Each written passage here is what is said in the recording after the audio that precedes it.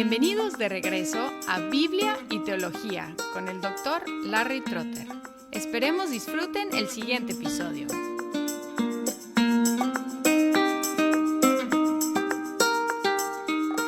Hola y bienvenidos de nuevo a Biblia y Teología, un podcast dedicado a la exposición bíblica y la enseñanza teológica.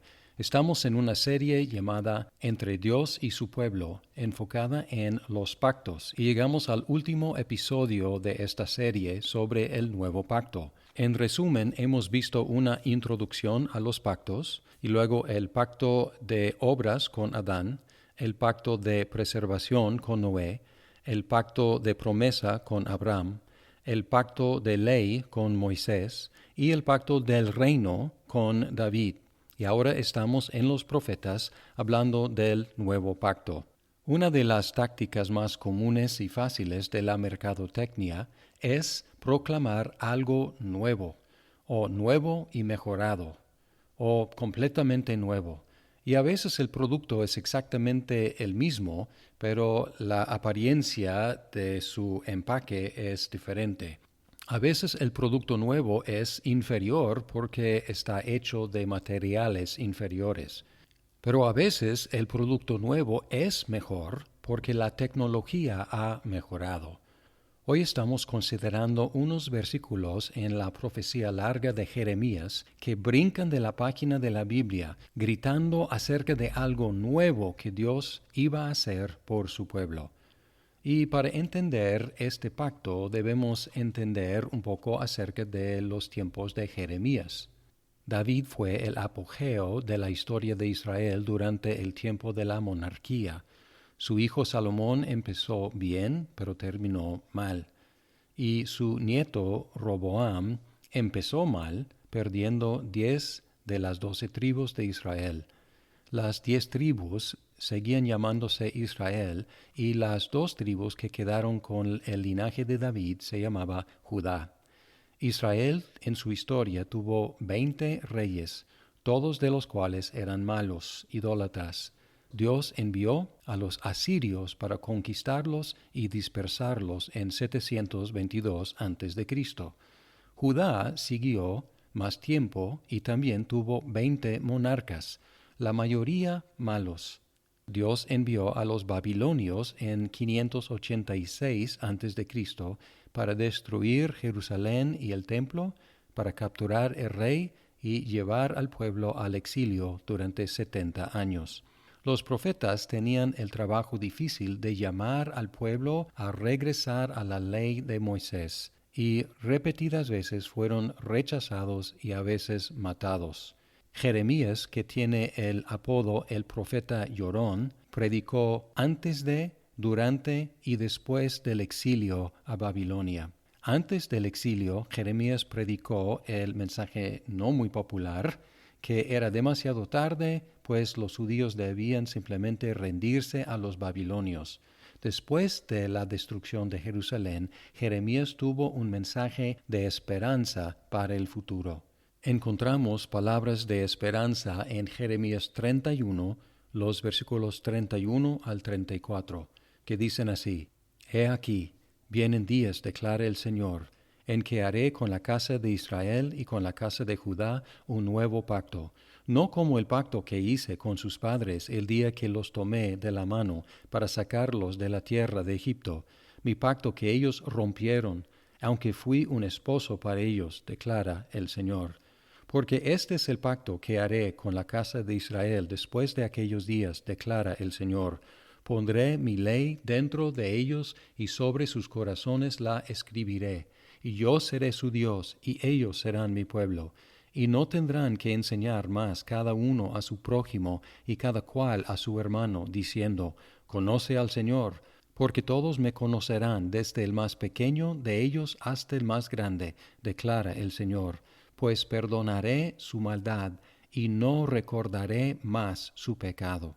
Podemos dividir estos versículos en 4 temas: ¿cuándo?, ¿quién?, lo que no es y lo que es.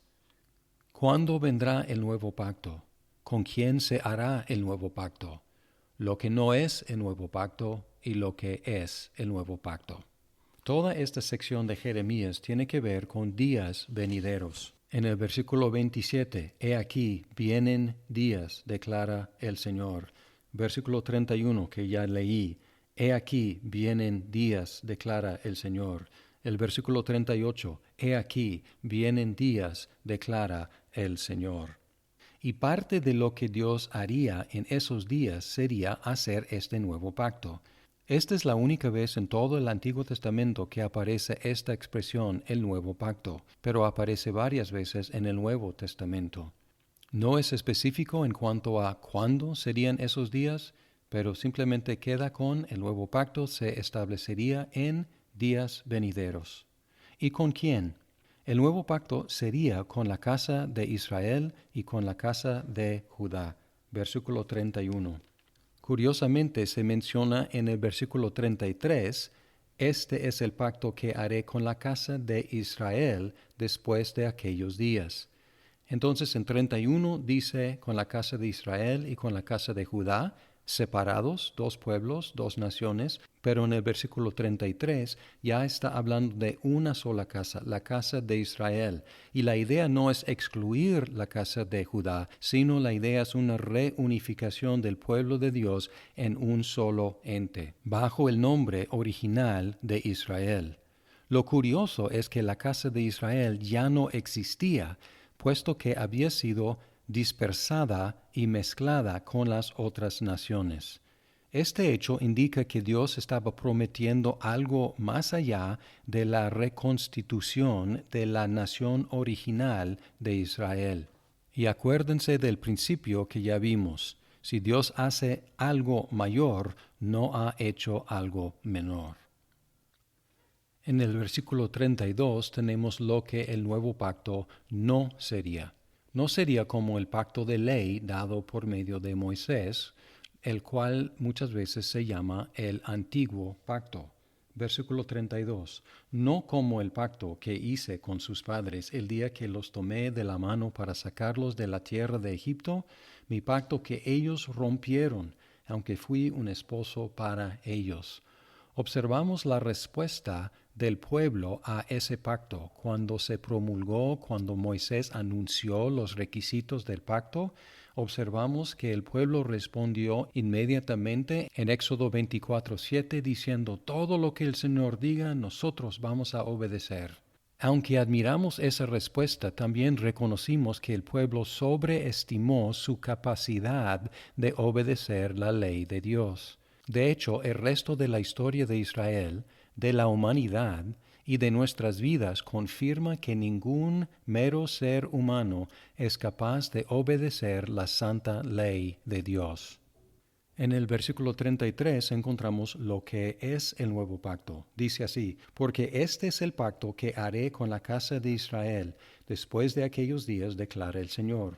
Pondré mi ley dentro de ellos y sobre sus corazones la escribiré. Yo seré su Dios y ellos serán mi pueblo. No es una cuestión de abolir la ley de Dios, lo cual es imposible, sino escribir la ley de Dios adentro y no solamente afuera. Ya no estaría escrita solamente en piedras o en libros o en rollos, sino en nuestros corazones. Y como resultado, Dios sería el Dios de su pueblo y ellos serían su pueblo, no solamente en nombre, sino también en realidad, desde el corazón.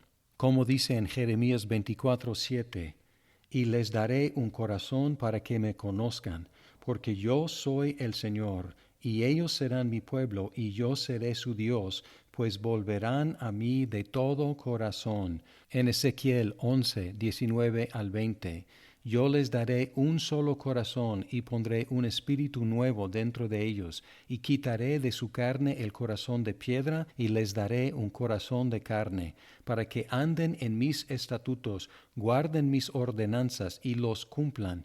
Entonces serán mi pueblo, y yo seré su Dios. Otra vez un corazón transformado que resulta en guardar los mandamientos de Dios desde adentro y no solamente de labios para afuera. Como resultado, sería por demás que el pueblo de Dios se dijera el uno al otro, conoce al Señor, porque todos lo conocerán. Versículo 34. Y no tendrán que enseñar más cada uno a su prójimo y cada cual a su hermano, diciendo, conoce al Señor, porque todos me conocerán, desde el más pequeño de ellos hasta el más grande, declara el Señor.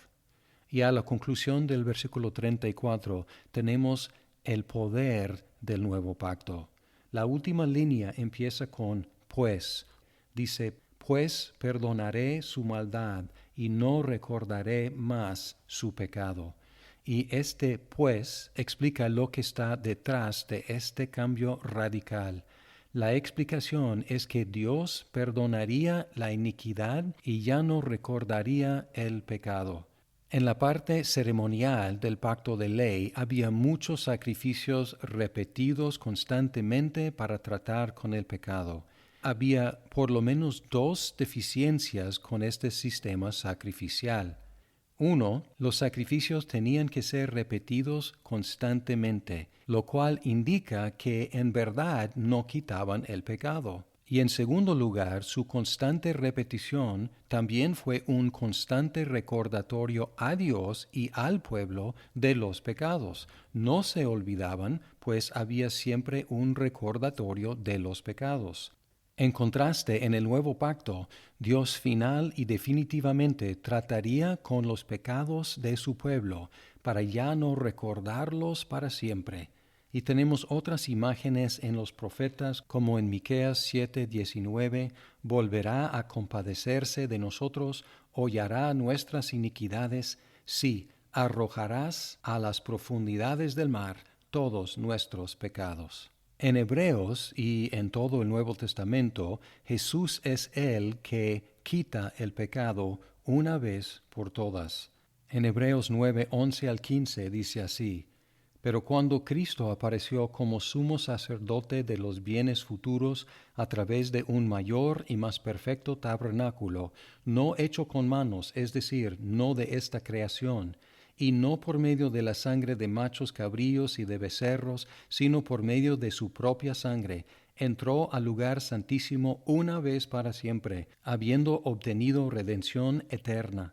Porque si la sangre de los machos cabríos y de los toros y la ceniza de la becerra rociada sobre los que se han contaminado santifican para la purificación de la carne, cuanto más la sangre de Cristo, el cual por el Espíritu Santo se ofreció a sí mismo sin mancha a Dios, purificará vuestra conciencia de obras muertas para servir al Dios vivo? Y por eso Él es mediador de un nuevo pacto, a fin de que, habiendo tenido lugar una muerte para la redención de las transgresiones que se cometieron bajo el primer pacto, los que han sido llamados reciban la promesa de la herencia eterna. El resultado de la muerte de Cristo en cumplimiento del nuevo pacto es que Dios perdona los pecados de todos los que tienen fe en Jesucristo. Y por lo tanto, podemos conocer a Dios, ser su pueblo de veras y perseguir obediencia a su ley desde el corazón. Ahora hemos revisado el nuevo pacto, esta nueva cosa que Dios propuso hacer y logró en Jesucristo. Podemos comparar el antiguo pacto y el nuevo pacto. El antiguo pacto con la ley moral de Dios escrita sobre piedras y luego en libros que éramos incapaces de cumplir, y luego un sistema sacrificial que nunca quitaba nuestro pecado. Y ahora en el nuevo pacto, el sacrificio de Cristo que quita una vez por todas todo el pecado de todo su pueblo y también escribe en nuestros corazones su ley para que podamos conocer a Dios y andar en sus estatutos. Comparando el antiguo pacto con el nuevo pacto, podemos concluir que el nuevo pacto no solamente es nuevo, sino también mucho mejor. Muchas gracias por escuchar este episodio de Biblia y Teología. Esperamos que el programa sea de provecho para su vida. ¡Hasta pronto!